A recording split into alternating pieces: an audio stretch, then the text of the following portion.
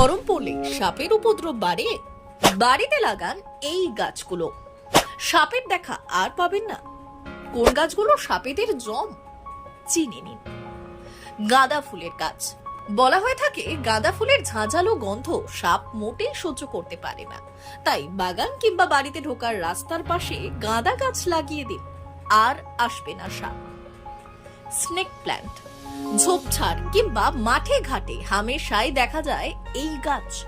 পাতাগুলো হয় লম্বা, ছোচলো, দেখতে অনেকটা সাপের মতো। এই গাছের নাম স্নেক প্ল্যান্ট। অনেকেই বলেন এই গাছ বাড়িতে রাখলে সাপ আসে না। লেমন গ্রাস। লেমন গ্রাসের গন্ধ সাপ একেবারেই সহ্য করতে পারে না। বাগানের চারপাশে বাড়িতে ঢোকার মুখে লেমন গ্রাস লাগিয়ে রাখুন। পারলে কোনো টবে করে লেমন গ্রাস ঘরের মধ্যে রেখে দিন, সাপ ধারে কাছে ঘেঁষবে না। রসুন গাছ থেকে ঝাঁঝালো গন্ধ বের হয়, যা সাপ একেবারেই সহ্য করতে পারে না। তাই বাড়ি থেকে সাপ তাড়াতে বাড়ির বাইরে রসুন গাছ লাগাতে পারেন। পেঁয়াজ গাছ। বাড়িতে পারলে পেঁয়াজ গাছ লাগিয়ে রাখুন বা পেঁয়াজ টুকরো করে বাড়ির বাইরে ছড়িয়ে দিন, কাজে আসবে।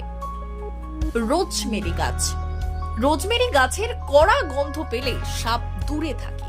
বাড়ির চারপাশে রোজমেরি গাছ লাগিয়ে রাখতে পারলে সাপ বাড়ির ধারে কাছে ঘেঁষবে না। পুদিনা গাছ। এই পাতার কড়া গন্ধ সাপেরা সহ্য করতে পারে না, পারলে বাড়িতে রাখুন পুদিনা গাছ। মৌরি গাছ।